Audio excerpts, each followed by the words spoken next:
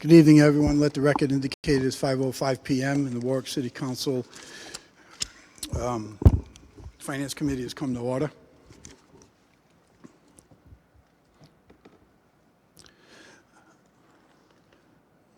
There are no minutes to be voted on.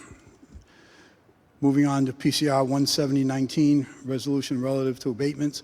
The first item we have is, I'm sorry, I'm on the wrong sheet.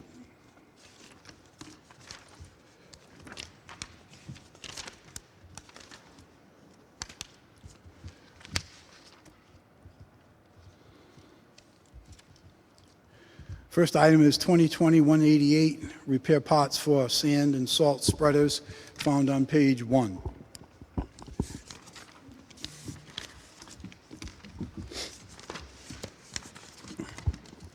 Chrissy? Good evening. Good evening. The department's requesting to award this bid to the 4 vendors that submitted: J.C. Madigan, Tri-County Contractors, Tri-Power Sales, and H.P. Fairfield. We are requesting a cap of $12,000 for a 1-year period beginning November 26, 2019. So, Christy, explain to us the difference on 65-250 and 65-258, why they're broken up like that? 65-258 is for plow parts specifically, but it's also for, well, it's for snowplow parts, it's for snowplow blades and sander parts. So with those 3 different bids using the $34,000 in there, the 250 is for regular mechanical parts. Should we run into an issue as far as funding in 258, we have another funding source that we can go to keep the things on the road. And I'm sorry, the 258 was? It's plow parts. For the plows, okay.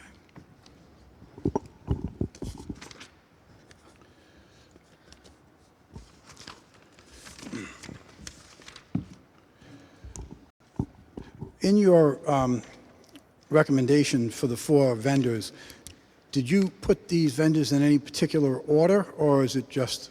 No, I didn't. Okay. My concern is how you're going to track these different pots, because, as an example, there's a big difference between pot number 4132, which is chute, whatever a chute is. J.C. Madigan's price is $816, and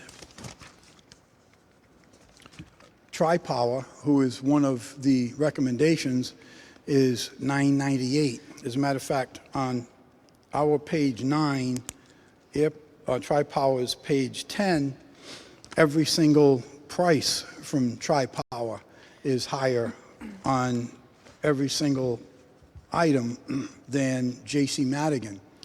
So I thought it was interesting too, where J.C. Madigan is offering us a 10% discount, and Tri-Power is telling us that there's a 10% increase. That's fine. I mean, if they want to have a 10% increase, that's okay. But let me just finish on where I'm going with this whole thing, Christy. So there's a lot of comparative numbers here that have a big difference in price. So my recommendation is to, and maybe you already have, I don't know, but I have to sit here and kind of cross-reference all these pages and these numbers to see who's got the better price on a keyway, who doesn't, even on the terminology. So on Tri-Powers, on their page 12, pot number 1411001, I'm sorry, 1401200, they scratch out keyway and they put in gearbox. But yet on J.C. Madigan, they have that pot in there, 141, et cetera, et cetera. I'm sorry, 140, 120. They have keyway in there. Their price is $23.94. Tri-Power, they scratch out keyway and put in gearbox for a $436 price. different things like that I've picked up on. Tri-Power on their item 220101, spinner adjusting bracket. That's another item that J.C. Madigan is 176.37, Tri-Power is 198. So here's where I'm going with this. I mean, I'm okay with this thing. I'm not going to hold it up, ask you to rebid it or anything like that. But I just think that this is, the way this is here, it's going to take a lot of monitoring. So my recommendation would be for the department to put up a spreadsheet of these different pots and have something simple so that whoever's ordering these pots can see those differences without having to spend all the time that I had to spend chasing through them. Do you have something like that in place? Yes, we have spreadsheets for all our bids. This, a couple of things. There's 6 different brands that we ask for. Not every vendor provides a particular brand. A particular what? Brand. Brand. No, I understand that, but a pot number is a pot number, right? Right. So what we do is, obviously, you know, we can't keep these things out of service until we can get a part. If we need a part and J.C. Madigan's lowest, but they don't have it in stock and can't get it to us for 2 weeks, and Tri-Power does have it, and we can get it either the same day or the next day, that's what we're going to do. So I understand with the price difference potentially on some of these items, but we do our best to make sure that we're getting the best price, but it's also weather dependent. And that's all I'm saying, because there is some huge differences in some of these prices. And, you know, while we certainly like to see local bidders doing business with the city, we're not looking to have that at the disadvantage to the taxpayers. So I'm just suggesting that this is something that, you know, is going to have to really be closely monitored.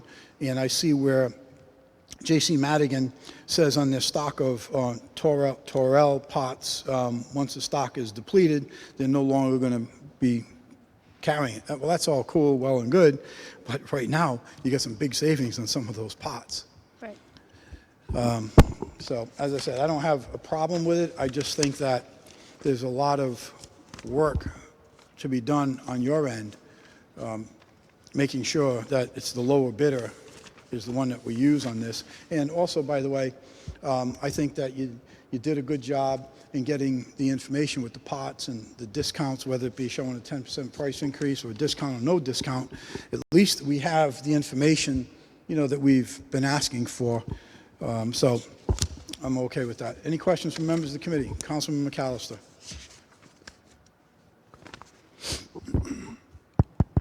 Yes, I just wanted to echo what the chairman just said. Thank you very much. This bid had all the information in there, all the parts. I agree with having multiple vendors on this.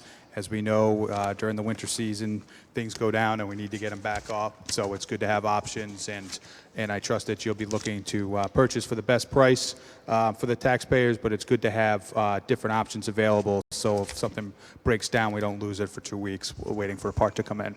Correct. Thank you. Any other questions from members of the committee? Questions from members of the council? Questions from members of the public? Hearing none, I need a motion. Move for favorable action. Seconded. We have a motion for favorable. We have a second. All in favor? Aye. Ayes have it. Next item. Thank you, Christie. 2020-198, police personnel uniforms.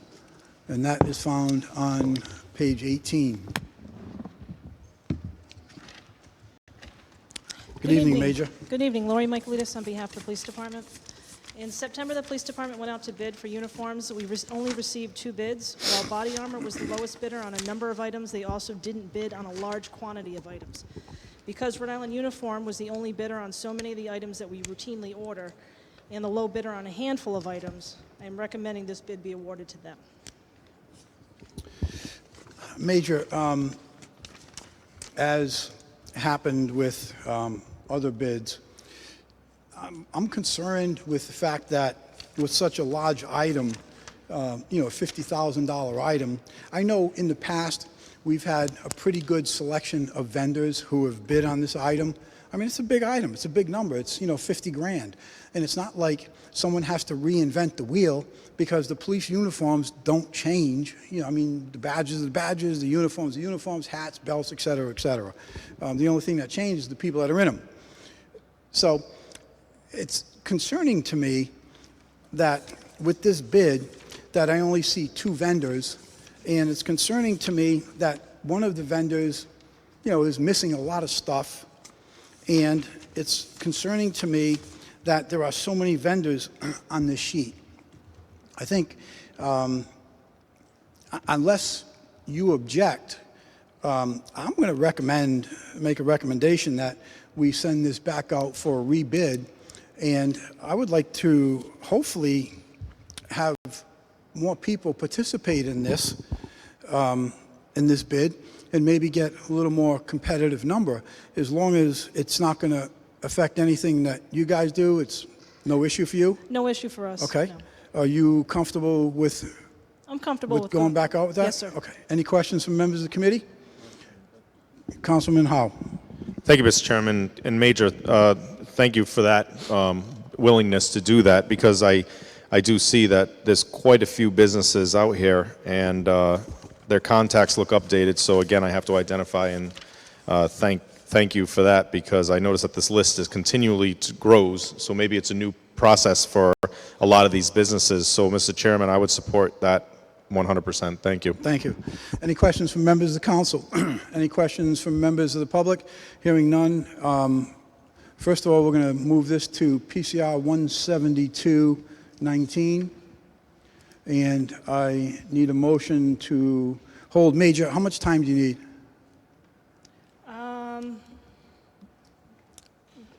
I'd say a couple months.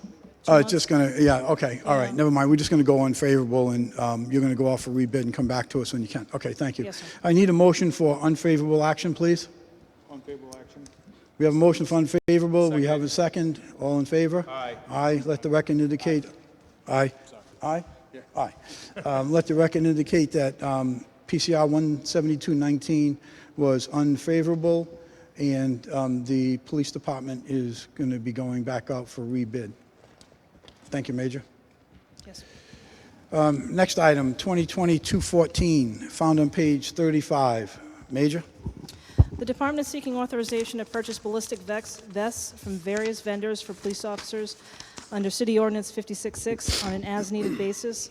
The exception is requested in order to meet contractual requirements provided for in Section 31 of the current CBA that allows officers to select a vest of their choice, of which the department would pay the average cost of the top 3 brands for a level 2A or 3A vest. The levels indicate the vest tested resistance to certain calibers and ballistics of certain ammunition tested by the National Institute of Justice. Vests are replaced at the department's expense upon reaching the maximum life, which is normally 5 years, unless the vest is damaged or otherwise impacted by other elements.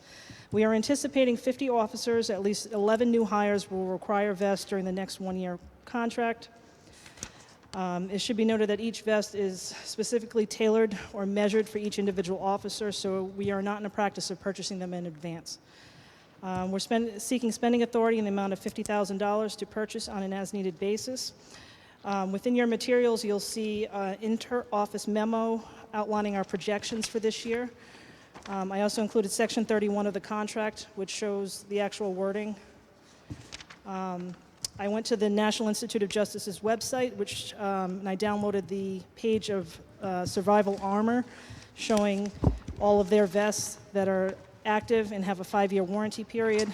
And I did an inventory of all of our recent purchases on vests, and it seems that over 80% of our officers will purchase a survival armor Paragon 6 style vest, which I included that model information within the packet as well.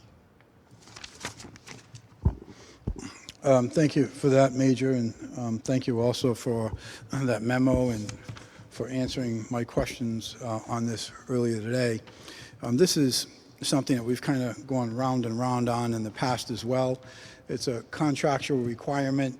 It's an allowance up to, not existing. An officer chooses to purchase something different, they pay for the difference out of their pocket, et cetera, et cetera.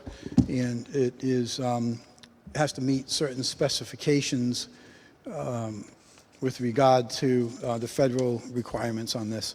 So I'm fine with it. Any questions from members of the committee? Questions from members of the council? Any questions from members of the public? Hearing none, I need a motion. Move for favorable action. Seconded. We have a motion for favor. We have a second. All in favor? Aye. Thank you. Thank you. Thank you, Major.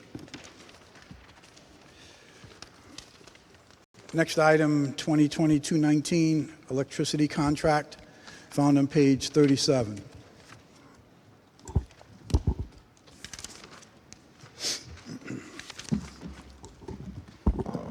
Evening, Mr. Chairman, members of the committee. Brian Sylvia, Finance Director.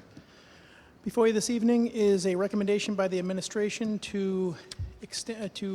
for a contract for the city's bulk pricing for electricity supplier services for a 3-year contract to Constellation. This contract was bid, as it's been, the city has followed the League of Cities and Towns bulk bid on this for at least the last 2 contracts. It might be longer. I didn't go back any further than that. But at least the last 2 contracts, the city has followed the League of Cities and Towns bid on this. The last couple of contracts were awarded to Direct Energy for this contract. This most recent time was awarded to Constellation. The city is recommending a 3-year contract expiring December 2022 with a rate of 0.071. That was as of October 21st. This would represent an estimated savings of $70,000 annually, or about $210,000 over the term, because the current rate for the current contract was 0.7598. It's worth noting too, if we had just purchased our supplier service, this service through National Grid as we had before the cities and towns were bidding on this contract, we would have been paying over $440,000 annually more. The only other thing I wanted to point out, again, these rates change daily. So the recommendation letter was prepared based on pricing on October 21st. As of today, the same 3-year contract has pricing changed slightly. It would change to 0.0711 from 0.710. That's for the first? That is the 3-year. That is, let me read them all in, actually. ahead. I guess I should do that. So as of today, the 1-year contract expiring December 2020 would be 0.0738. The 2-year contract expiring December 2021 would be 0.0720. 3-year contract expiring December 2022 would be 0.0711. And the 3.5-year contract, this one expires June 2023, would be 0.0722. 722? Correct. I see. So, Okay. I'm sorry. I have a quick question, clarification. By all means, Councilman Howe. Thank you. I have you said that this one would be in a 3.5-year. That is correct. The last one, it says in our notes here from December 19 through December 23. Should that be June 23? I'm sorry, yes. Okay, thank you. Yes. Which is how you came up with the partial, right, Brian? Okay, and that rate was 0.0722, correct? That is correct. Okay.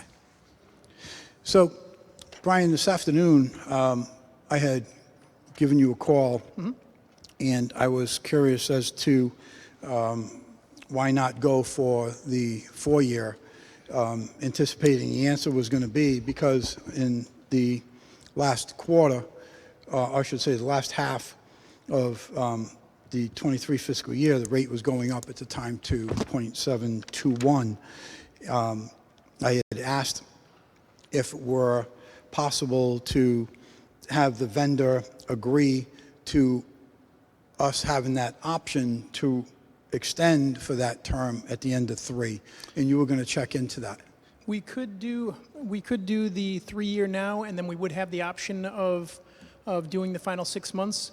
I was told, though, at the same time, at that point, They will be going out to bid, and the League of Cities and Towns will be going out to bid again, and we would probably have bid results on the next contract. So after the 3-year term, we'd have the choice of going for the 6 months, or possibly at that point piggybacking off of the next 1, 2, 3, or 3.5-year contract. Okay, so you would automatically have that? We don't need to Yes. do anything here Nope. to protect us on that? Well, You'd we would have to take automatically be action able at that to- time. We would have to bring it back at that time in 3 years. Right. Yes. But we don't need to do No. anything to protect That you is on that? correct. Okay.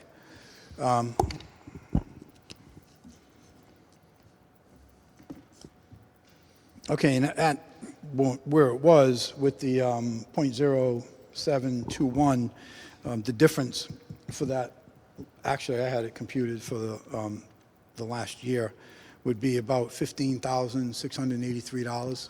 I believe so, yes. Actually, I should note too, it's worth noting, so the slight change is I'm using as an example the 3-year, because that's what was recommended. Yes. That change of 1 cent from the 0.0710 to the 0.0711, that 1%, 1 cent, or not even 1 cent difference, that would result estimated based on our average kilowatt hours, about $1,500 additional from what was Right. brought to you. So also what's important to note is the average cost for those 3 years Yes. is definitely lower than, Yes. where we are in Yes. the beginning. So, Brian, I think you did a good job on that. And however the negotiations came up to get these rates, certainly that's a big number in terms of savings. Any questions from members of the committee? Councilman McAllister.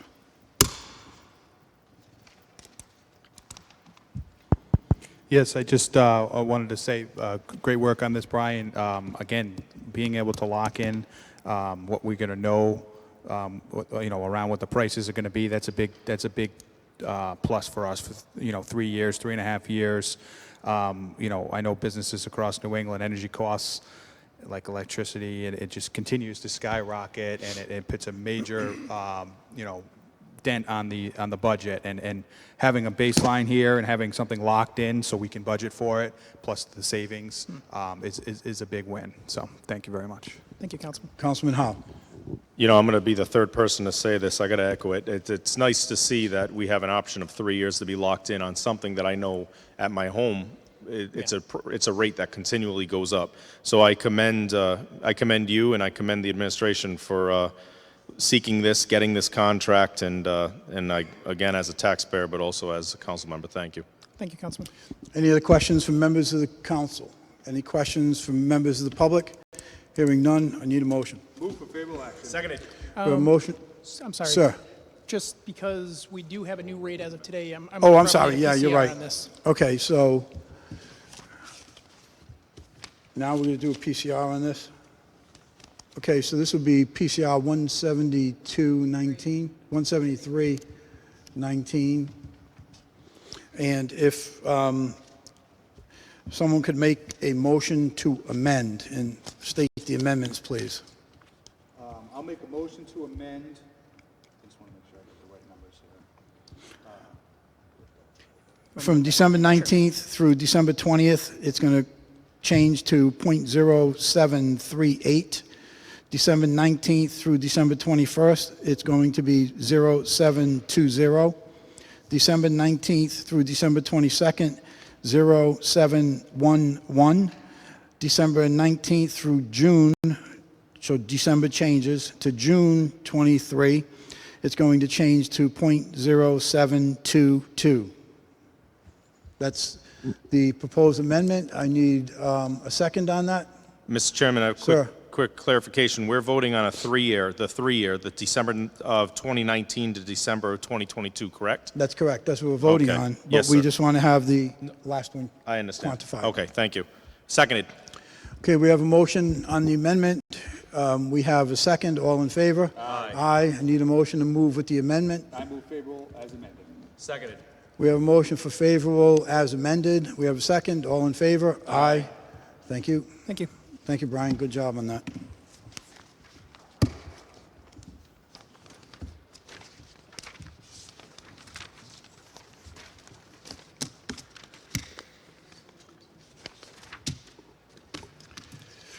Okay. Once again, accepting the minutes, there are none. Going to move to PCR 17019, resolution relative to bids. First item is PCR 17119, resolution relative to abatements. Good evening, Mr. Chairman. Good members evening, of the sir. Finance Committee, members of the council. Neil Dupuy, Director of Assessing. This month, we have abatements in front of you in the amount of $41,250.30. I will say that about 38% of these are new exemption applications. Other than that, they're mostly appeals that were filed based on the revaluation. But I'll answer any other questions you have. Thank you, Neil.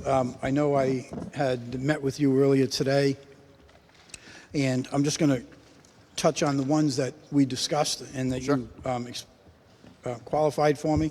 So on item 10540, Bank of America leasing, that was a tangible lease, a tangible properties exemption. Could you explain to us the parameters around that? Well, in this one, it's not an exemption, it's an abatement. Sorry, There were abatement, yes. two tangible accounts. We actually picked one up in error, and then they also filed, so we had to delete one of those accounts. So is it a duplicate? A duplication. And the correction was to bring it back to one. Thank you. On Campbell, Kevin, item 10532, that was an abatement, I believe you had. It was because of an adjustment, because of an abater or something?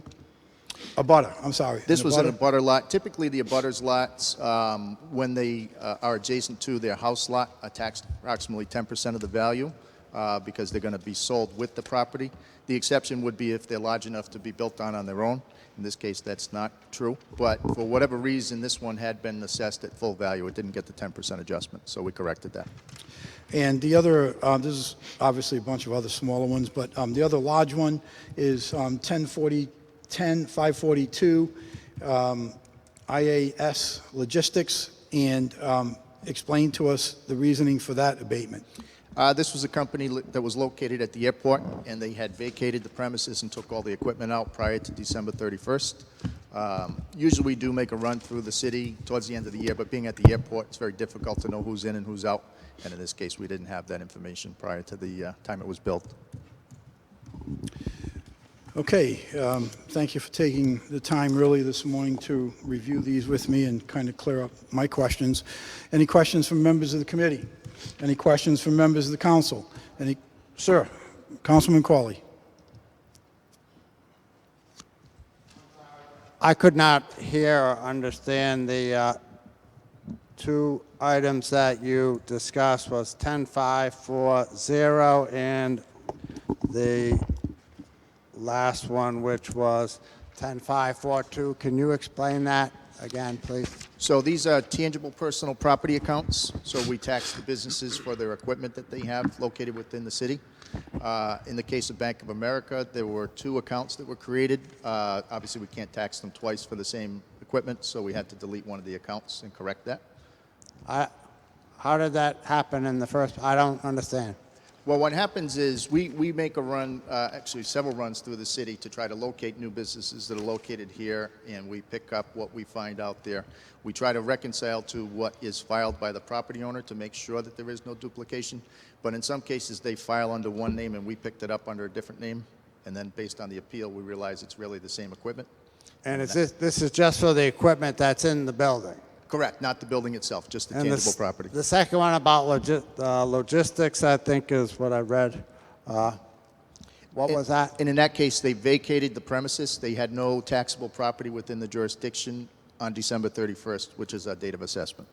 Okay, they previously had this equipment in the city. They vacated it. They took their equipment with them. Correct. And usually we're pretty good about finding those before the end of the year, but anything located at the airport is very difficult to go in and figure out, who's in and who's out. We do have contacts over there, but there was somebody that was sick, and at the end of the year we didn't get updated information. So, Okay, I understand it now. Thank you. you're welcome. Thank you, Councilman. Any other questions from members of the council? Councilman McAllister. Just going to make pull one off when we get to it. We have one council person who's going to need to recruise, so we need Okay. to pull one out. All right, fine. I mean, we already got a PCR on it, so.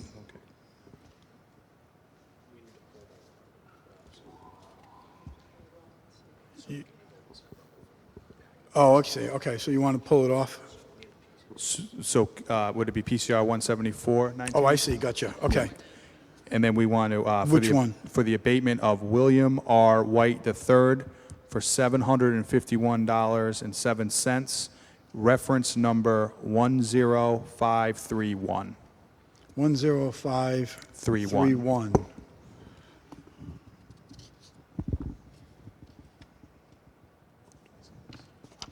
And so who's the recusal? Councilman Sinapi. Okay. 10531.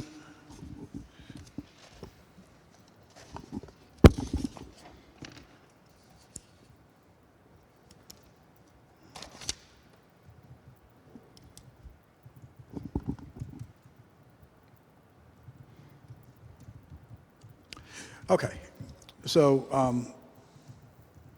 we're gonna pull that aside. It's going to be a separate issue. So I need a motion. I move favorable action.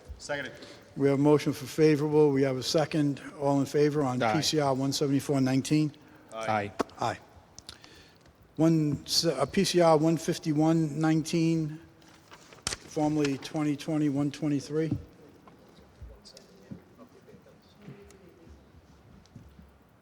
Say what? Oh, yes, okay. So we need a motion on the rest of the abatements, Minus the one. minus PCR 174-19.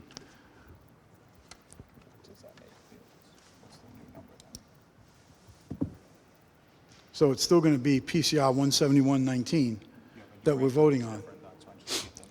Okay, what the math is.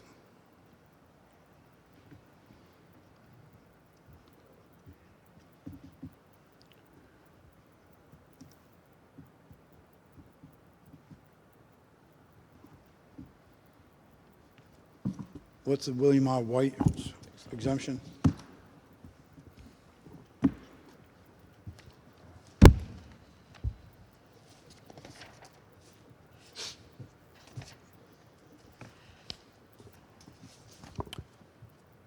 All right. So I'll move favorable action on PCR 171-19 with the new grand total of $40,499.25. But what's 23 cents. what's the abatement for William R. Wright?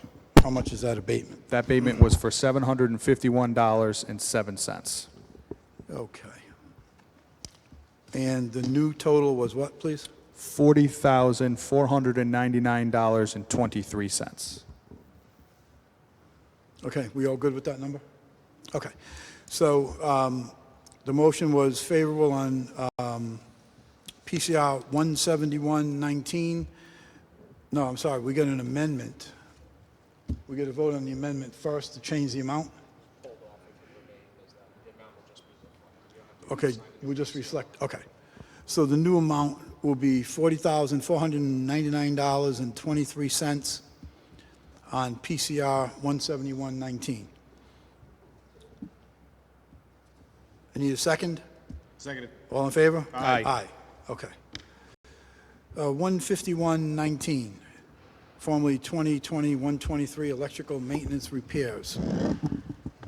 Christie?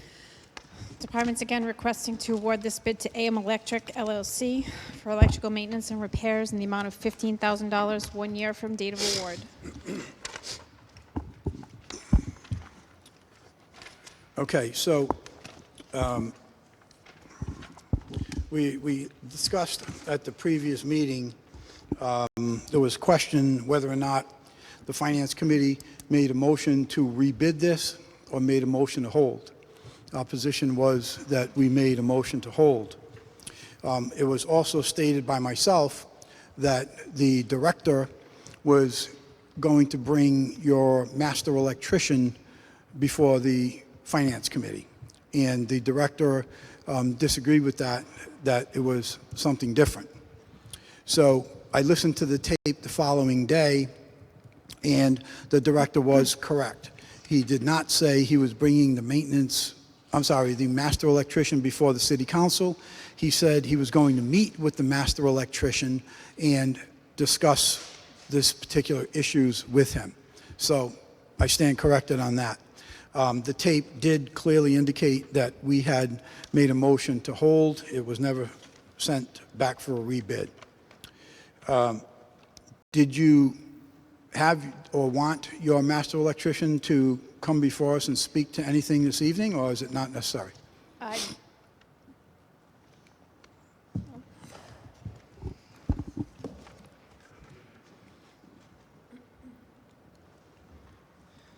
Matthew Salitro, Department of Public Works Director for the City of Warwick. No, can you hear me? Just barely. Go ahead. Sorry. Matthew Salitro, Department of Public Works Director for the City of Warwick. No, I didn't want my master electrician to come before the All right, council. fair enough. So, Matt, on this bid, your department is recommending AM Electric. We don't have any linemen, right? And, excuse me? We don't have any linemen. We do not. No. Nor do we have any need for a lineman, right? Not at this time. No. Because that's a whole separate issue with the grid. It will have nothing to do with us. Well, the National Grid supplies to a certain extent, and if we have poles on our property, then we would need the lineman to come in at that point. So just like your gas service, some in your utilities, sometimes they own from the curb or the right of way into the house, and sometimes they don't. So, given the fact that we use high voltage power, Yeah. you may need a lineman. None of our people are going to be touching it. None of our people No. will be touching it. Okay. So with those, or with the 2 points that I made in the beginning, I'm still going to be sticking with my same position that I can't support your request to go with A&M Electric because practically every item except emergency call response is higher and considerably higher per hour. In addition to that, the discounts on the pots are also 5% higher. I'm sorry, the discounts on the pots are 5% higher than Energy Electric, but the pots, as you can see from the list provided, those pots are all minuscule. The hourly rates are, there's a pretty substantial difference between most of those. So again, can you give me the rationale for going with A&M Electric when what I'm looking at here, and I'm sure everybody sees the same numbers, their numbers are considerably higher?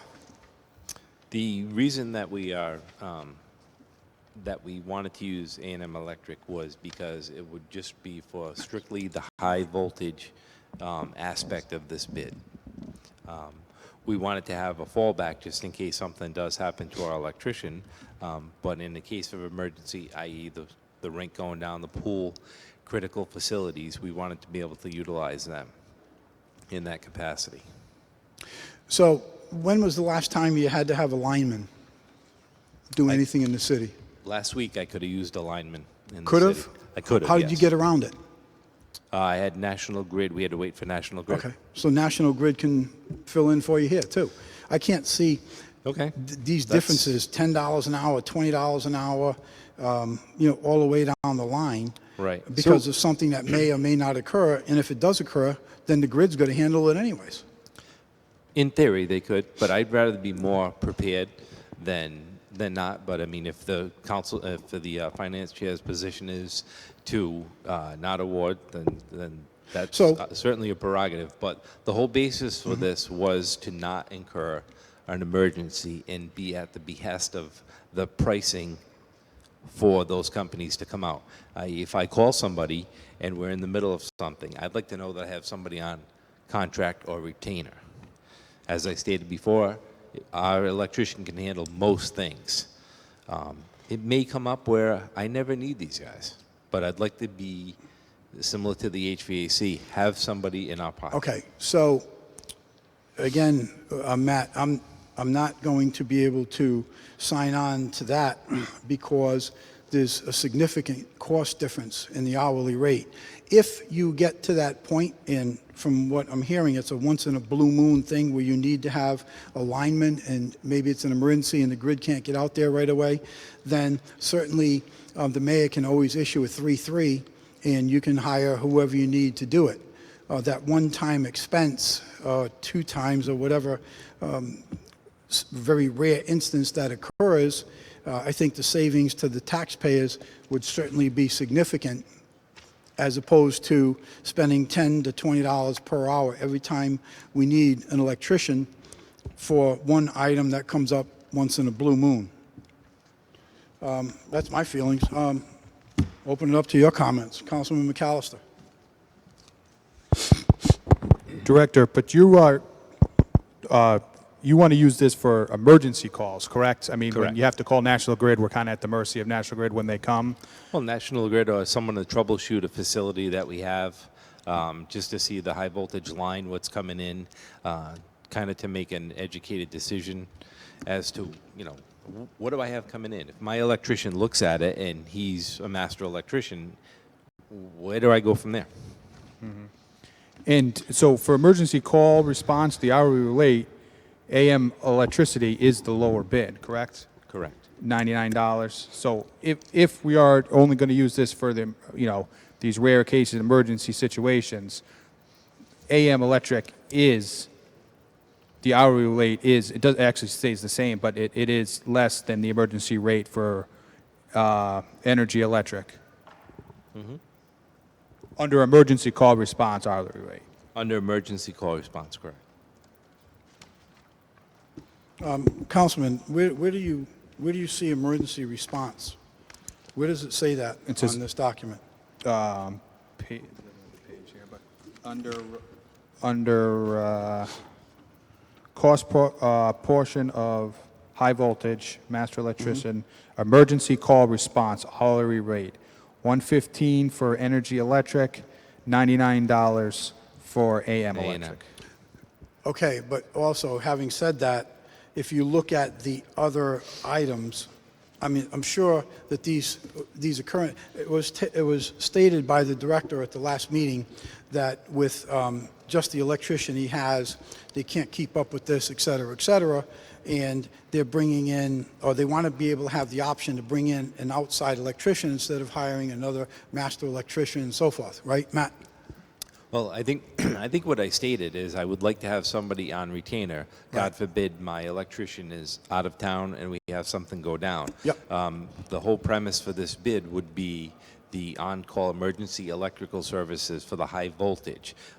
Anything else would be ancillary to it, and it would be a nice feeling for me as a director of public works to have somebody say something happens to Nick. I mean, we have stuff go down every single day that needs to be changed, and then we could revisit it and say, okay, now we have to hire a company, we have to 3-3 it, what are we going to do here? But to be caught with a city with 42 to 46 buildings, you know, and rely on one person, I don't know.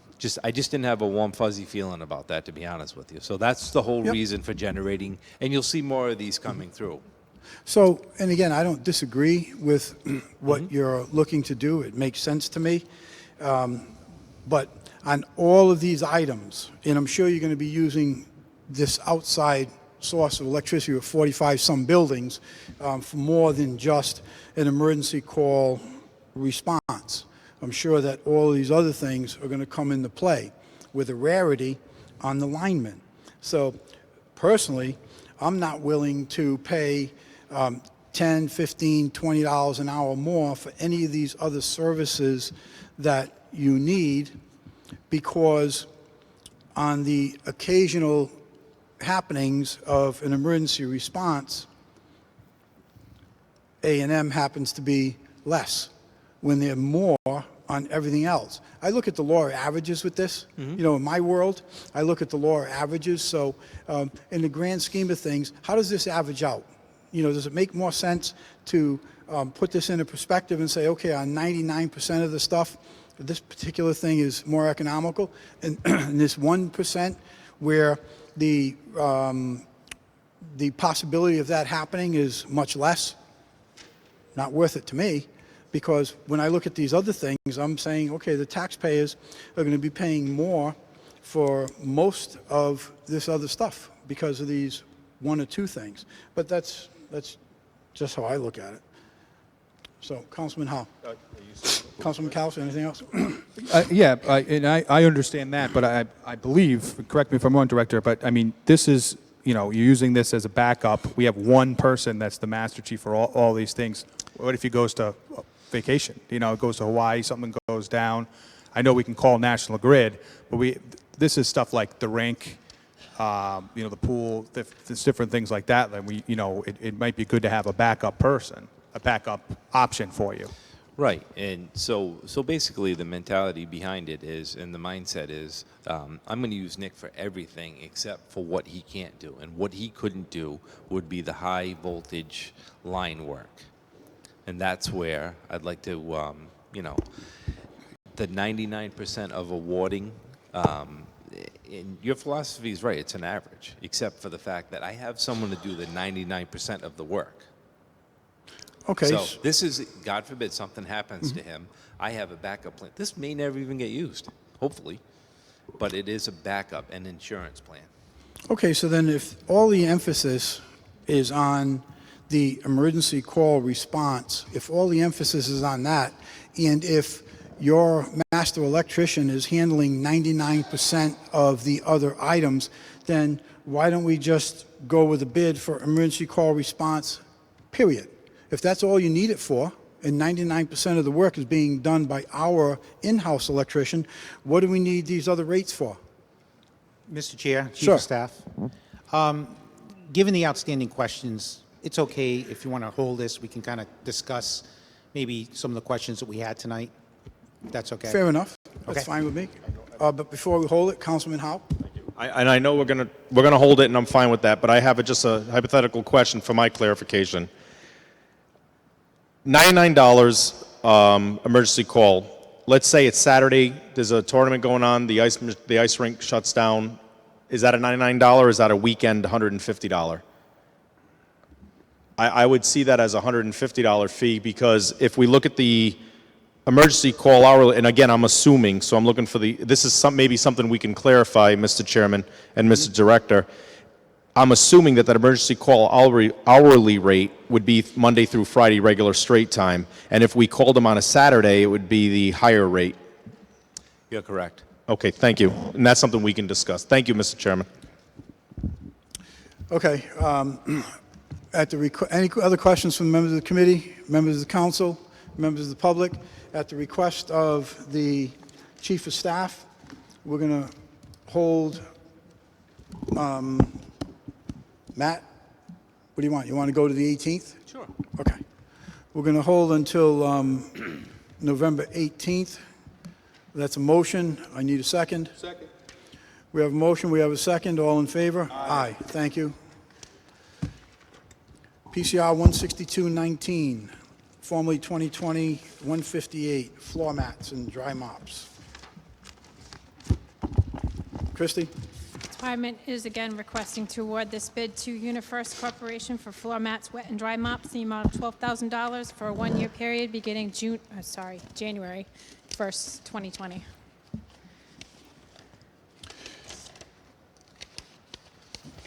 Okay, before I go any further, I neglected to say at the beginning of the meeting that we have the budget code items right here as far as the monies go in all of these codes. There's adequate monies in all the codes to support the request of the department. So, Christie, we had the issue on this bid of OSHA certifications on the mats, requirements, et cetera, et cetera. We held the bid because of that. You did send us information from your vendor describing the mats, what they use, their certifications, so forth and so on. I did have some research done on this for me, and I am, based upon what has been sent back to me from my sources and their conversations with OSHA, I can support your vote for the mats, your request for the mats, because your vendor states that they're ANSI certified, right? That's ANSI.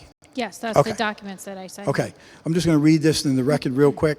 The ANSI is the American National Standards Institute, operating since 1918, private sector, blah, blah, blah.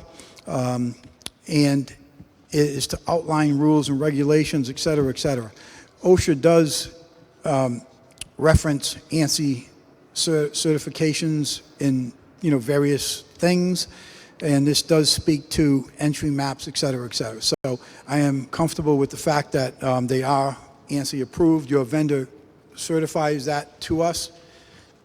I don't have any other questions. Any other questions from members of the committee? Any questions from members of the council? Any questions from members of the public? Hearing none, need a motion. Move for favorable act. Seconded. We have a motion favorable. We have a second. All in favor? Aye. Christie, thank you for doing that research with your vendor and sending that off to us. Next item, PCO 1919. Ordinance of the City Council authorizing the purchase of streetlights, et cetera. Brian, you have a request? Yes, the administration requests that this item be held to the first meeting in December, which is December 2nd. Hold this until December 2nd. Is that going to be enough time to get the Christmas lights and decorations on? That's the hope. Okay. Motion to hold till Any questions from members of the committee? Any questions from members of the council? Any questions from members of the public? Hearing none, need a motion to hold. Councilman Howe? hold till December 2nd. Second. At the request of the sponsor, we have a motion to hold until December 2nd. Seconded. All in favor? Aye. Thank you. Next item, PCO 2019, an ordinance of the City Council authorizing design, construction, yada, yada, yada. Brian? Again, the administration requests that this item be held till the first meeting in December, December 2nd. Need a motion? Motion to hold to December 2nd. Seconded. We have, at the request of the sponsor, we have a motion to hold until December 2nd. We have a second. All in favor? Aye. Aye. Thank you.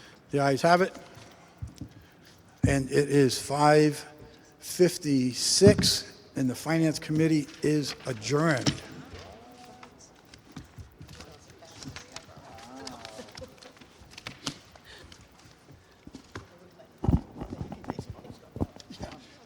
Jump right into this. We got one thing that wasn't. We're going to jump right into HEW. Is that all right, Lynn? You ready? All right. The time is 5:57. Health, Education, and Welfare Committee opens. There are no vote on the previous minutes. First item is PCR 69-18, resolution to establish the Bucky Brook Advisory Committee. Councilman Lattiser.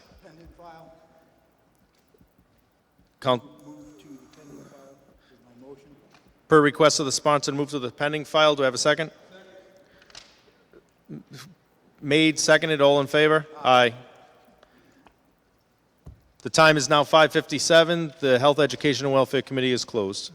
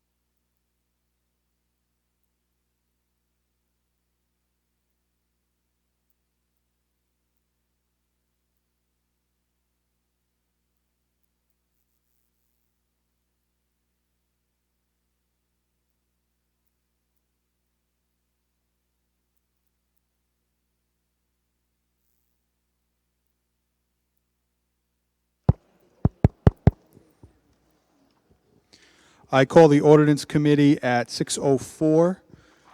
First off is PCO 18-15 Neighborhood Improvement Program. This is not drafted. Councilman Lattiser, Councilwoman Travis.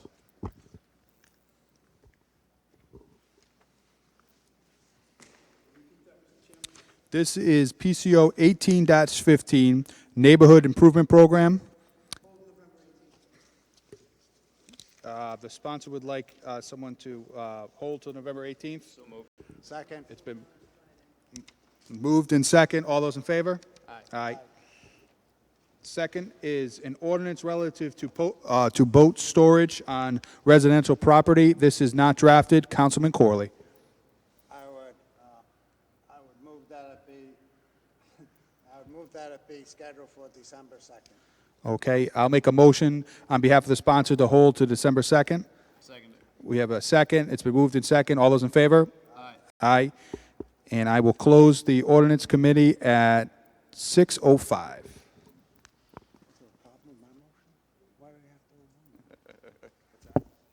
I said I move.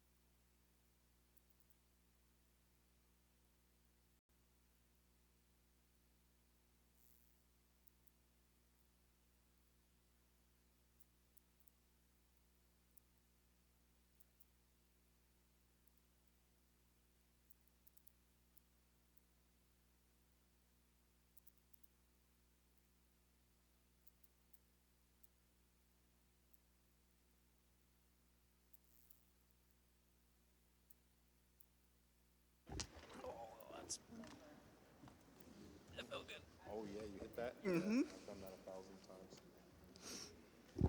times. Public safety will convene at 6:20 PM.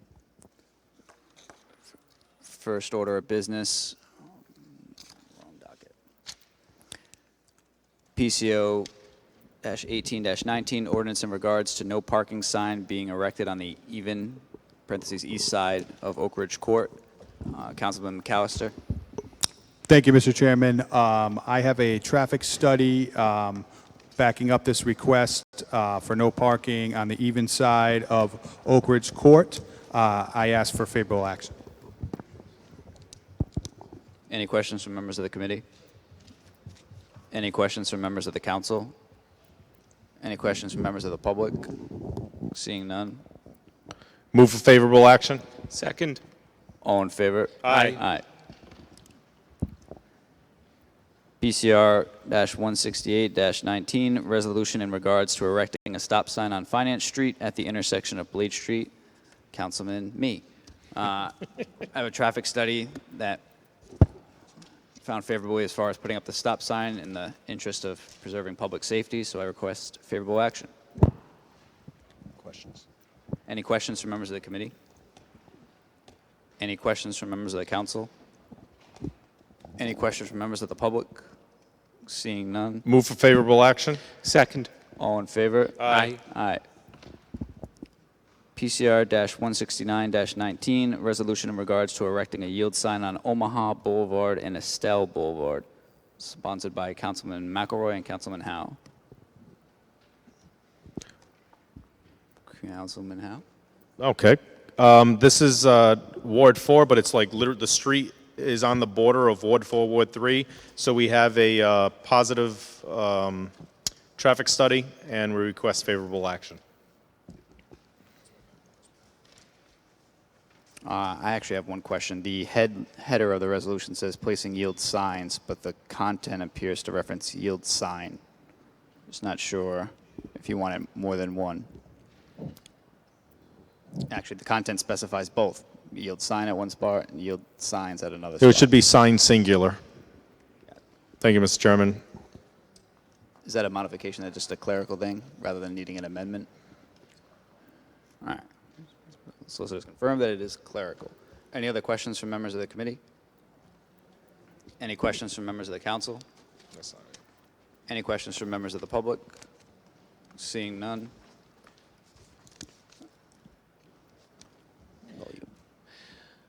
Move for favorable action. Second. All in favor? Aye. Aye. We don't have any minutes to approve. So we are done at 6:23 PM. Public safety closes.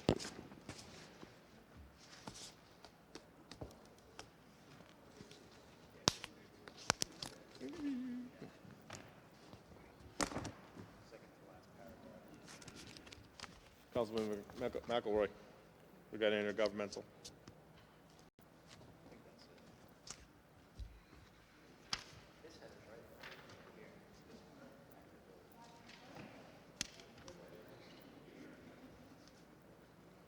No, I was trying to say, I don't have the resolution up, so. Well, do I have permission to change it? Yeah, he said it was clerical. Well, no, it's John types it. So John sends me these, so I just want to make sure that I can change it. I always have to ask John. Got it.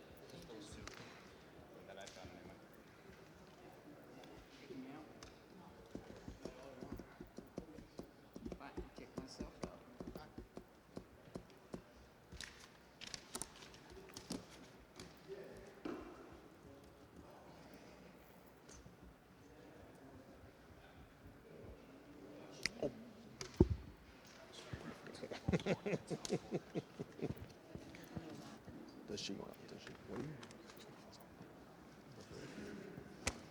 do you?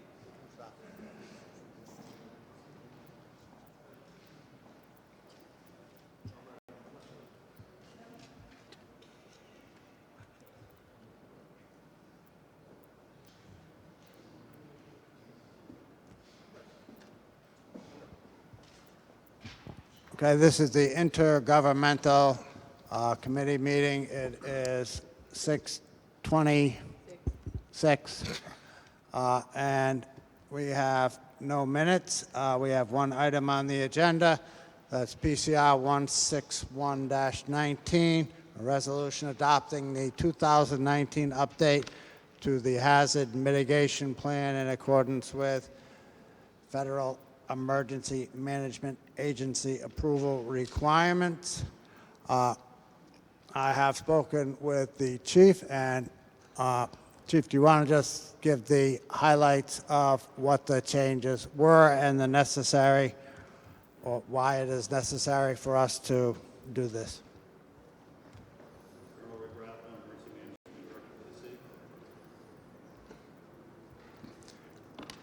I hear you.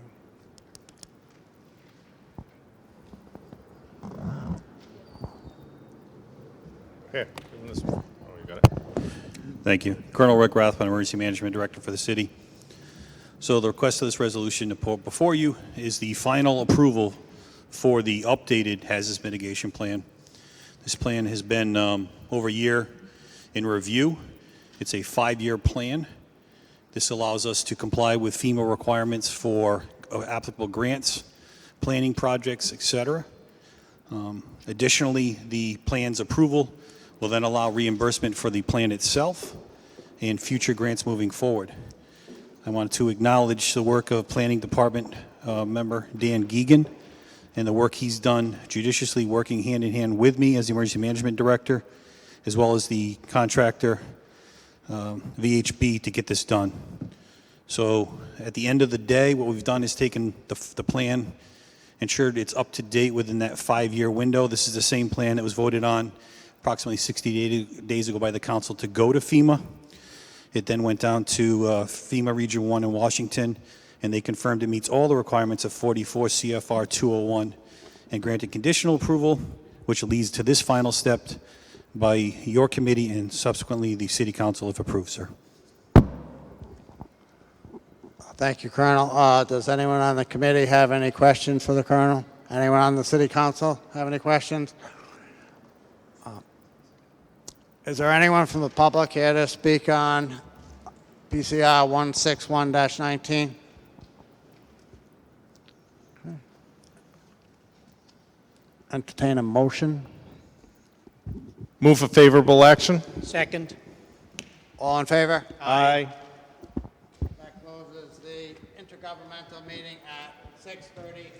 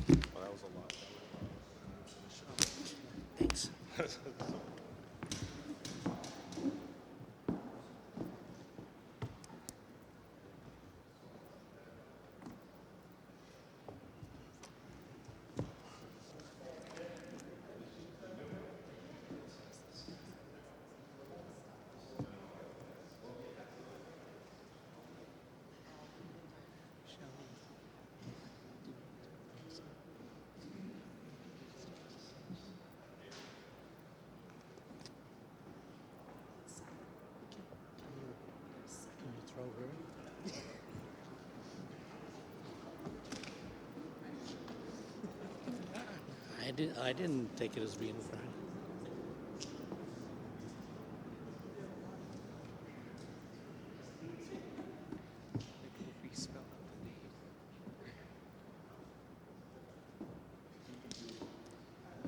I thank you so much. Please. With the carry tray.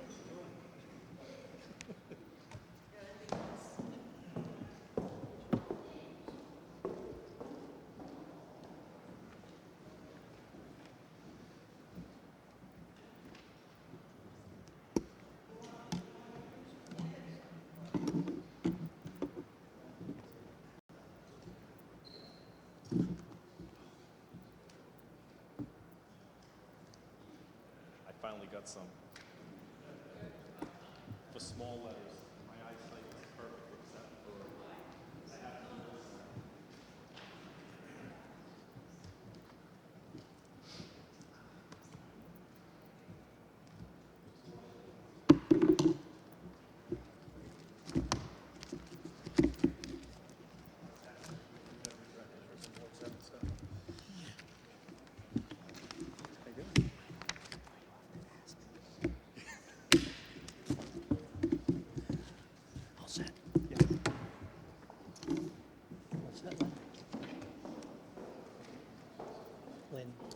all set.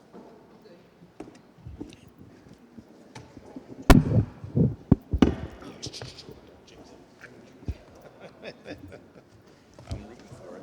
I'm rooting for it. What is it?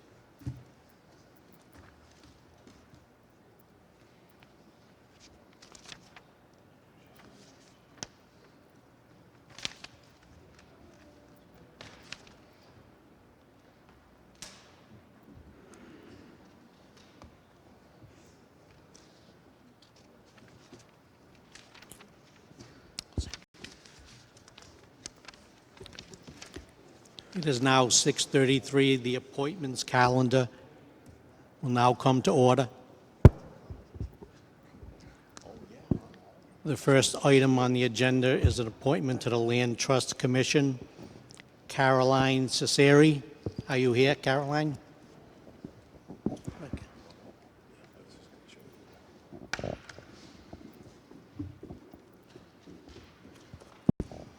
Hi, Caroline. Hi. Thank you very much for coming here tonight and for offering to serve on this commission. Could you tell us a few things about yourself? I presently work as a realtor for Keller Williams. Been there about 10 years. I'm sorry. I've been with them for over 10 years. I've closed probably over 300 houses. Have a team now of 6 people. That's pretty much it. Thank you very much. You're welcome. Any questions or comments from the committee? Yes, I just want to thank you.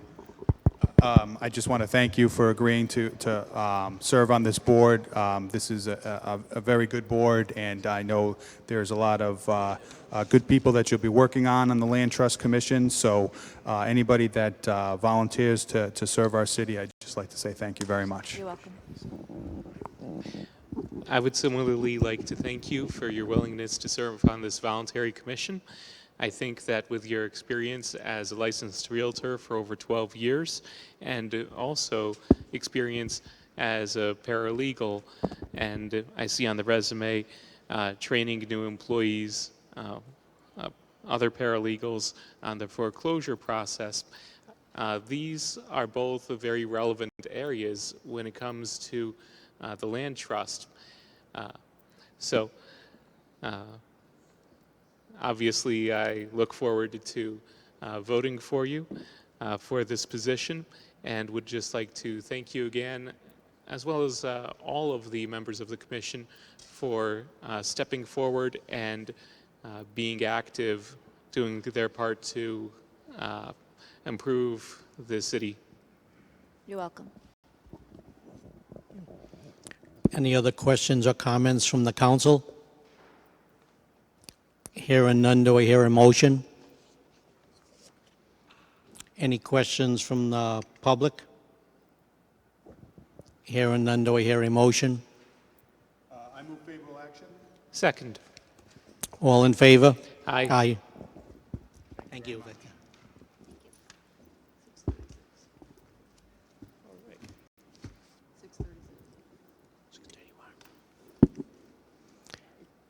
The Appointments Committee ends at 6:36 p.m.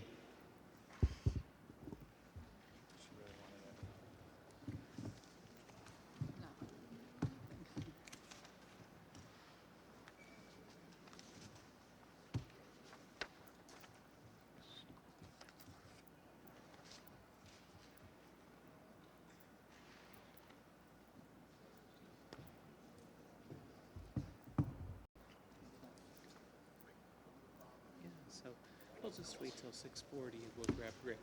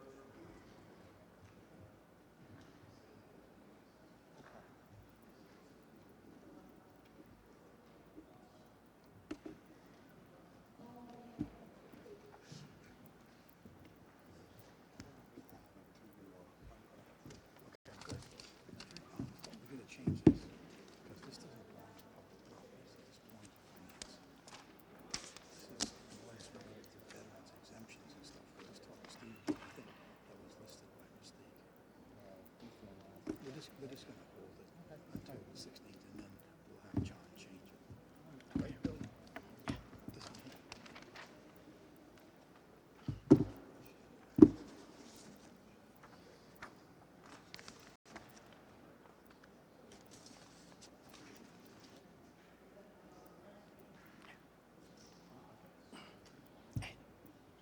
Tell them to put me on it, too. All right, 6:40.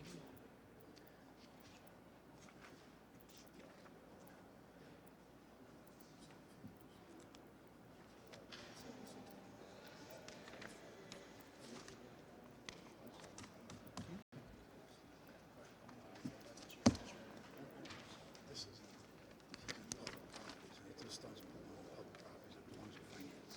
That makes sense. Okay. Yeah. So,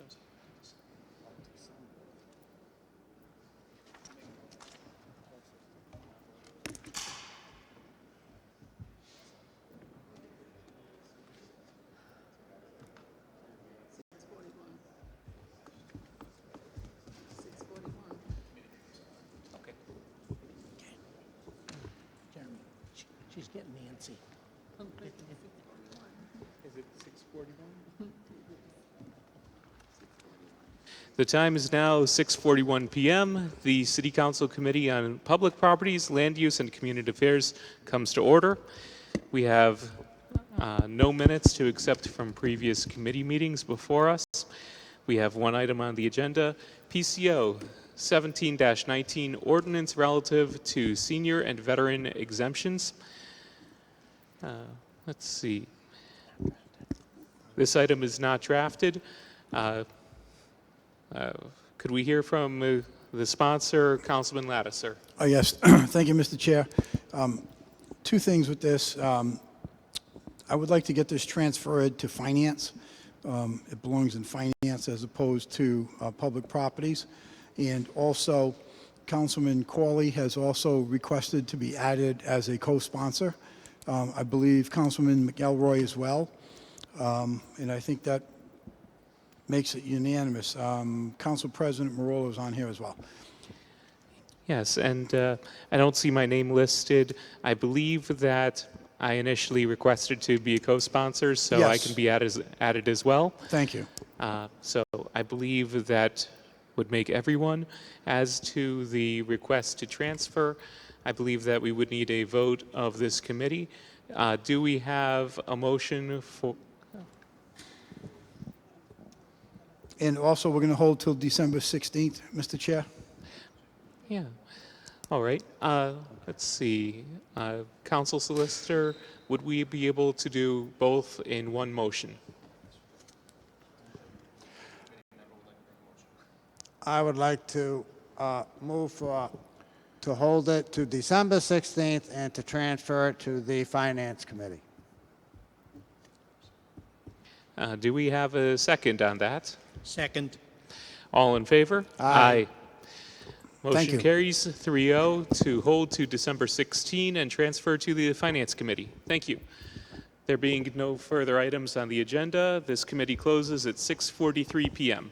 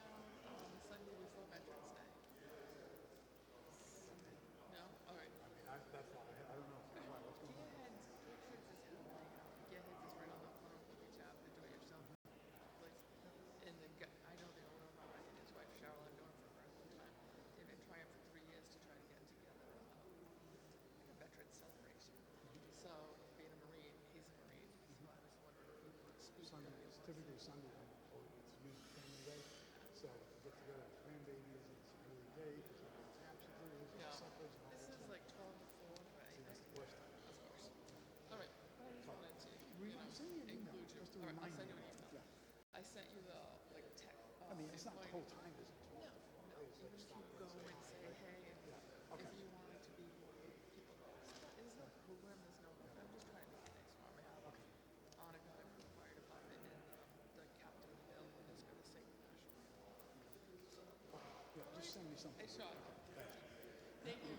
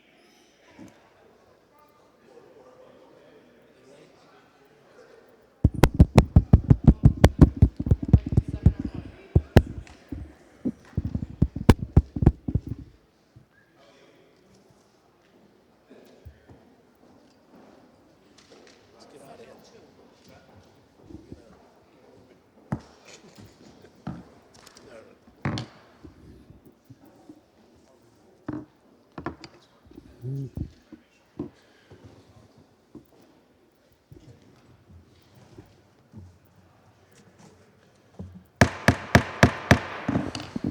Warwick City Council will come to order, and the clerk will call the roll. Here. Here. Here. Here. Here. If Councilman Sinapi could lead us in the salute to the flag. To the flag of the United States of America and to the republic for which it stands, one nation, under God, indivisible, with liberty and justice for all.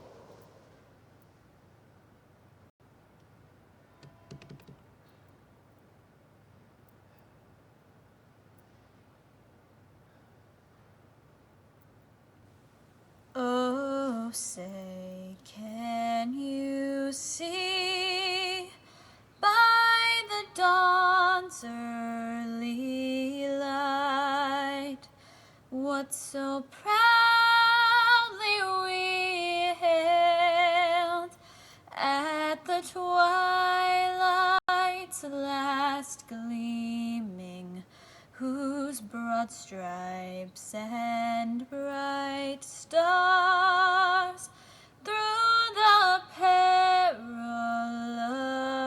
fight o'er the ramparts we watched were so gallantly streaming, and the rocket's red glare, the bombs bursting in air, gave proof through the night that our flag was still there.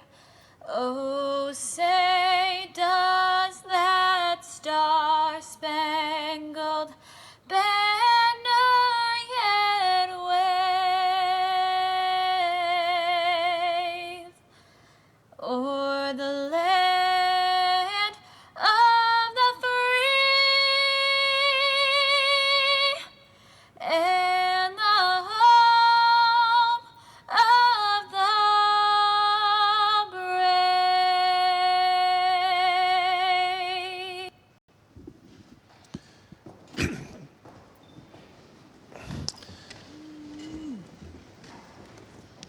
First item on the agenda is executive communications. There are none. Next item on the agenda are general communications. And I'd like to wish Councilman Ricks a happy birthday tonight. Congratulations.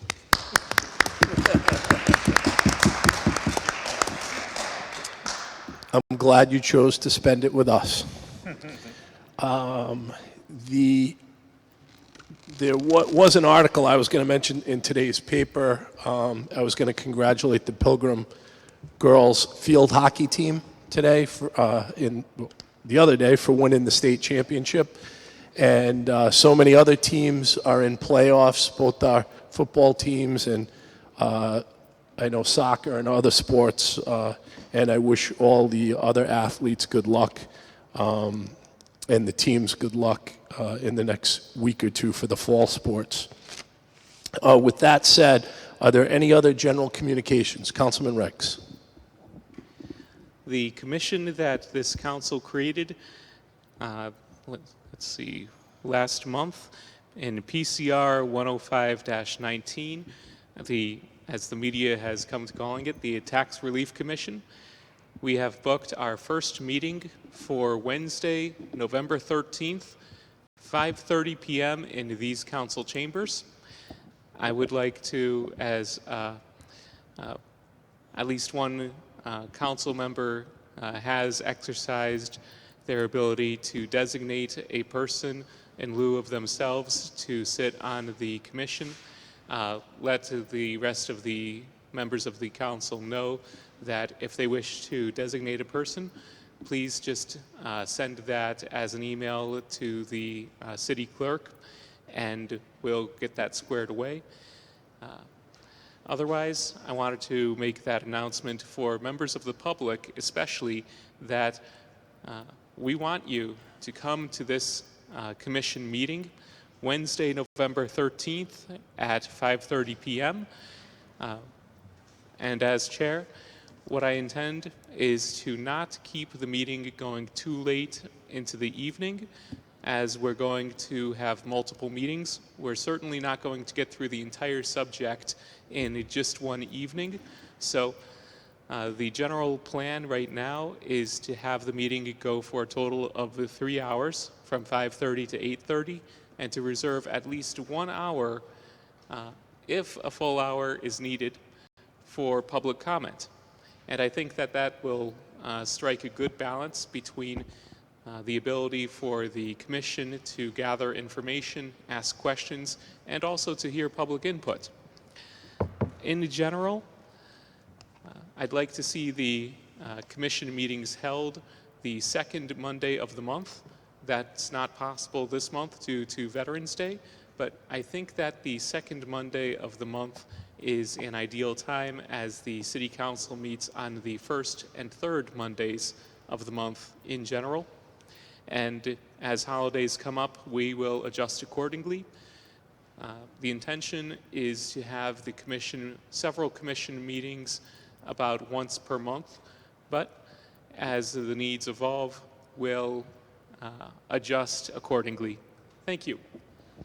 Thank you. Anything else under general communications? Councilman McAllister. Thank you.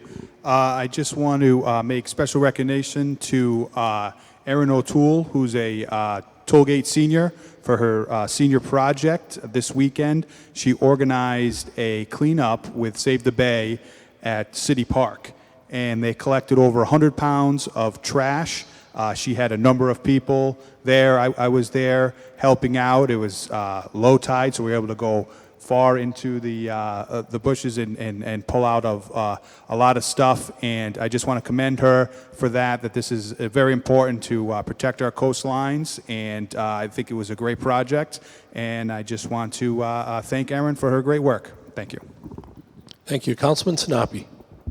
For those who don't know, the Greater Warwick Lions is hosting a Dining in the Dark fundraiser on November 9th, Saturday at 6:30 p.m. at Cellos of Warwick on Post Road. So again, that's Dining in the Dark, November 9th, hosted by the Greater Warwick Lions at Cellos of Warwick, 2225 Post Road at 6:30 p.m. Thank you. Anything else? If not, the next item on the agenda is the acceptance of minutes of a council meeting. There are none. Next item is announcement of appointments. There are none. Next item is appointments requiring confirmation. Committee report appointments. The committee recommends favorable action for Caroline Cesari to the Land Trust Commission. I move favorable action. And Councilman moves favorable action, seconded by Councilman Lattisaw, Councilman McAllister. Any discussion on this appointment? I know that we need appointments to the Land Trust. If not, a yes is to approve, and the clerk will call the roll. Yes. Yes. Yes. Yes. Yes. The appointment of Caroline Cesari to the Warwick Land Trust is approved. Next item on the agenda is the consent calendar, PCR 170-19 resolution relative to bids, committee report, finance. For action, Councilman Lattisaw. Committee recommends favorable action on PCR 170-19. Seconded by Councilman McAllister, Councilman Howe. Go ahead, Councilman Lattisaw. Thank you, Mr. President. First item is 2020-188, repair parts for sand salt spreaders, favorable action. 2020-198 has become PCR 172-19. 2020-214, ballistic vest, favorable action. 2020-219, electricity contract has become PCR 19. I'm sorry, PCR 173-19. It's been moved and seconded. Is there any questions from council members that were not asked during the Finance Committee meeting? any questions that were not asked? Okay, a yes is to approve, and the clerk will call the roll. Yes. Yes. Yes. Yes. Yes. PCR 170-19 stands passed. Next item on the agenda is PCR 171-19, a resolution relative to abatements. Committee report, Finance. Favorable action. For action, Councilman Lattisaw. Committee recommends favorable action on, 171-19. yes, 170-19. Seconded by Councilman McAllister, Councilman Howe. Any discussion on this abatement? I believe it's in the amount of $40,499.23. That's correct. It has become PCR 174-19. And item number 10531, an abatement for William R. White. There was an abatement approved for $751.07, changing the actual abatement on PCR 171-19 to $40,499.23, and the committee recommended favorable action. And that's going to be a separate bid number, I believe. PCR 174-19 is a separate bid. 174-19.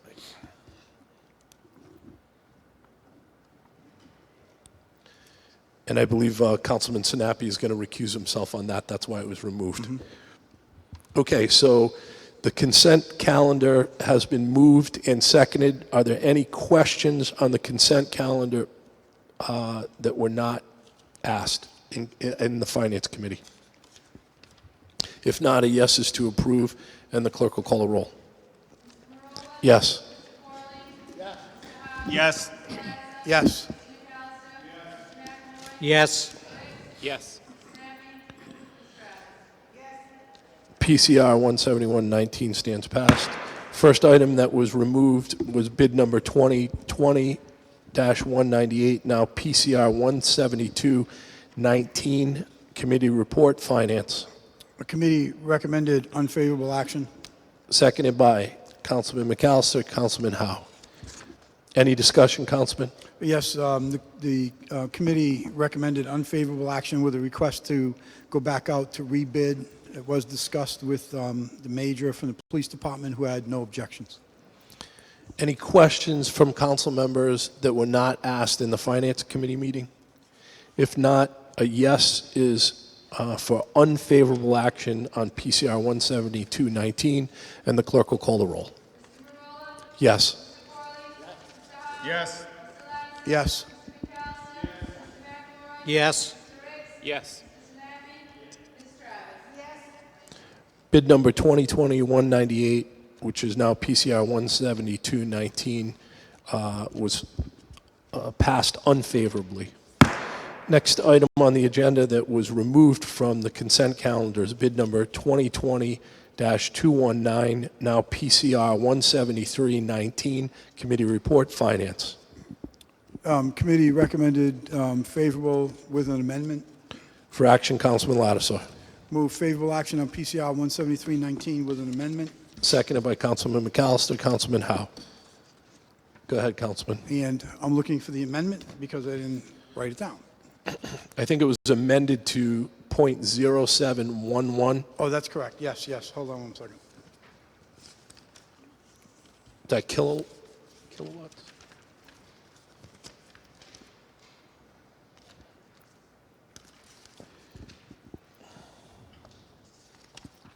Okay, the first item, December 19th through December 20th, the amount was changed to .0738. 19 through 21, .0720. 19 through 22, .011. And a possible extension from December 19th through June 23rd of .022. So Councilman Lattisaw makes that as the amendment, seconded by Councilman McAllister, Councilman Howe. Any discussion on the amendment, or any discussion on the amendment that was not had in Finance? If not, a yes is to approve the changes, and the clerk will call the roll. Yes. Yes. Yes. Yes. Yes. PCR 17319, the amendment stands passed. Councilman Lattisaw, if you could move it as amended. Move favorable as amended on PCR 17319. Seconded by Councilman McAllister. Councilman Howe. Any discussion on PCR 17319, formerly bid number 2020-219, that we have not had in committee? If not, the clerk will call the roll, and a yes is to approve PCR 17319 as amended. Yes. Yes. Yes. Yes. Yes.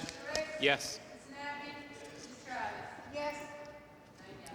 PCR 17319 as amended stands passed.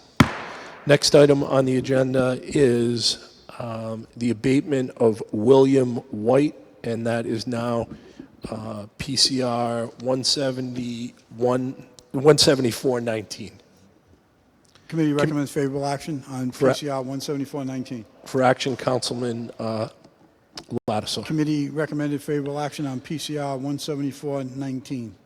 Councilman Lattisaw moves favorable action on PCR 17419, seconded by Councilman McAllister.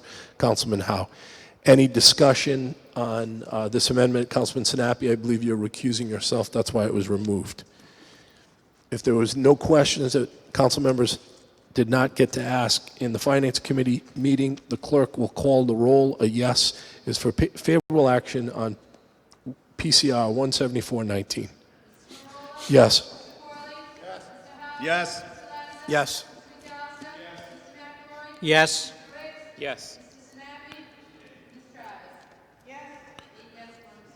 PCR 17419 stands passed.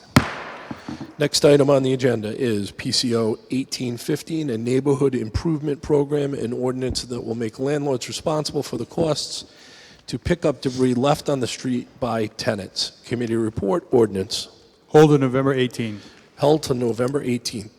Next item on the agenda is PCO 319, an ordinance relative to boat storage on residential property that's not drafted. Committee report, ordinance. Hold to December 2nd. Held to December 2nd. Next item on the agenda is PCO 1719, an ordinance relative to senior and veteran exemptions. It's first passage, it's not drafted. Committee report, public properties. Hold to December 16th and to transfer to the Finance Committee. That's held to December 16th, and it's transferred to the Finance Committee. Next item on the agenda is PCR 6918, a resolution to establish a Bucky Brook Advisory Committee that's not drafted.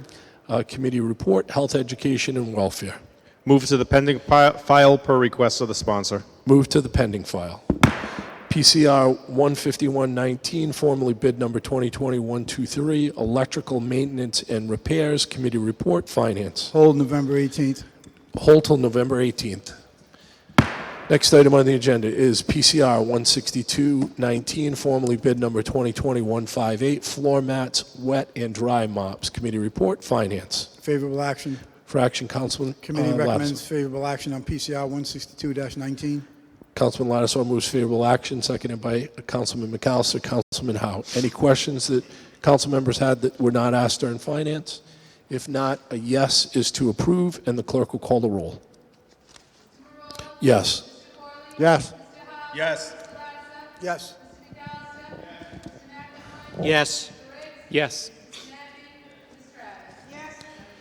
PCR 16219, formerly bid number 2020-158, passes. Next item on the agenda under new business is PCO 1819, an ordinance in regards to no parking sign being erected on the even east side of Oak Ridge Court. Committee report, public safety. Committee recommends favorable action. For action, Councilman McAllister. Seconded by Councilman Lattisaw, Councilwoman Travis, Councilman Sinapi. Any discussion on the erection of the parking sign on Oak Ridge Court. I believe that's supported by a police department recommendation. If there are no questions that were not already asked in the Public Safety Committee, the clerk will call the roll, and a yes is to approve the parking signs. Yes. Yes. Yes. Yes. Yes. Yes. PCO 1819 passes first passage. Next item on the agenda is PCO 1919, an ordinance of the City Council authorizing the purchase of streetlights, the conversion of fixtures to limit emanating diode LED technology, and the financing thereof through an appropriation obligation and determining other matters in connection therewith. This is for first passage. Committee report, Finance. Hold December 2nd. Held till December 2nd. Next item is PCO 20-19, an ordinance of the City Council authorizing the design, construction, repair, rehabilitation, and improvement of streets and sidewalks in the city, including but not limited to paving, drainage, traffic control devices, safety improvement, and landscaping, and the financing thereof through an appropriation obligation and determining other matters in connection therewith. This is first passage. Committee report, Finance. Hold December 2nd. Held till December 2nd. Next item on the agenda is PCR 16119, a resolution adopting the 2019 update to the Hazard Mitigation Plan in accordance with Federal Emergency Management Agency approval requirements. Committee report, intergovernmental. Recommend favorable action. Intergovernmental recommends favorable action. Since I docketed this, if somebody could move it, Councilman Lattiser, if you could move it. Move favorable action. Seconded by Councilman Corley, Councilman Howe, Councilman McAllister. Is there any discussion on the resolution regarding the update to the city's hazard mitigation plan that was not had in the intergovernmental committee? If not, the clerk will call the roll, and a yes is to approve. Yes. Yes. Yes. Yes. Yes. Yes. PCR 16119 stands passed. Next item on the agenda is PCR 16819, a resolution in regards to erecting a stop sign on Finance Street at the intersection of Blade Street.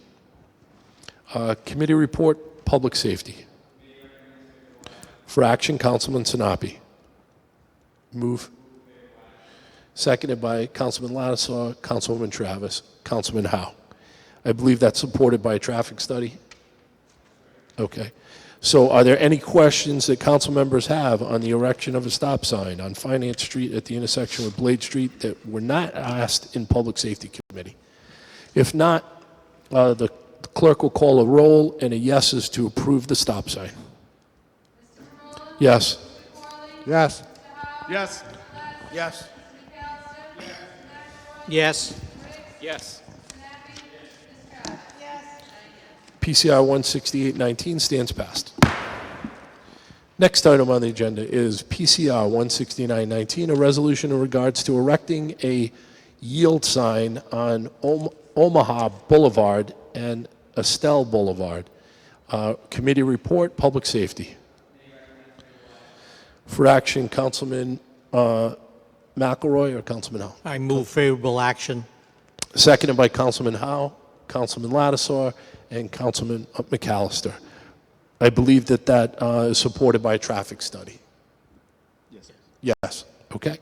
Are there any questions of council members that didn't get to ask about the yield sign in Public Safety? If not, a yes is to approve the yield sign, and the clerk will call the roll. Yes. Yes. One. Sorry. Yes. One sign's going up.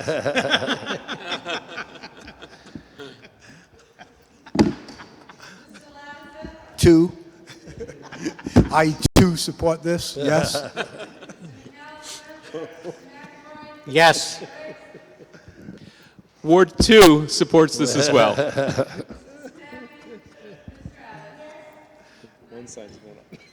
PCR 16919 stands passed. Move to unanimous consent. Ward 1, anything for unanimous consent?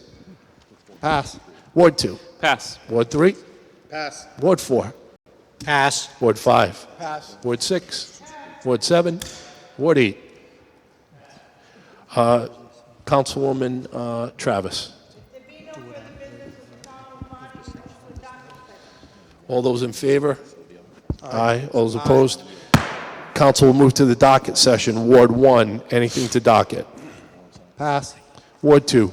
One item, a resolution to add a member of the public, Melissa Shine, last name is spelled S-H-E-I-N, to the commission created by this council in PCR 105-19, and I believe Councilman Lattiser is co-sponsoring this. Yes, correct.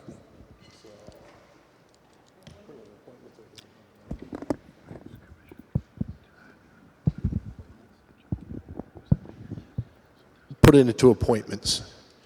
Ward 3, anything to docket? Ward 4, anything to docket? Pass. Ward 5? Yes, yes, Mr. President, I have 5.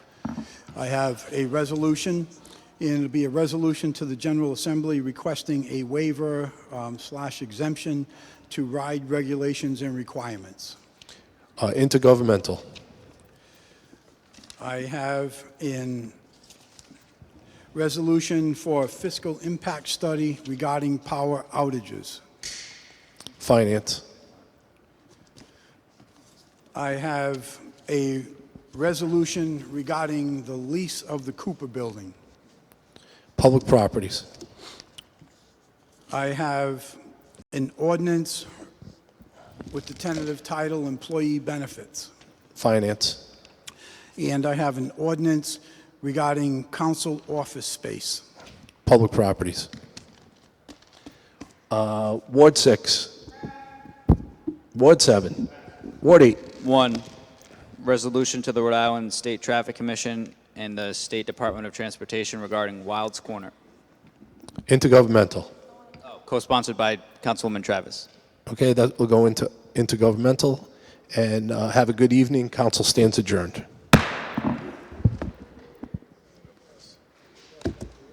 So what I remember, what I read,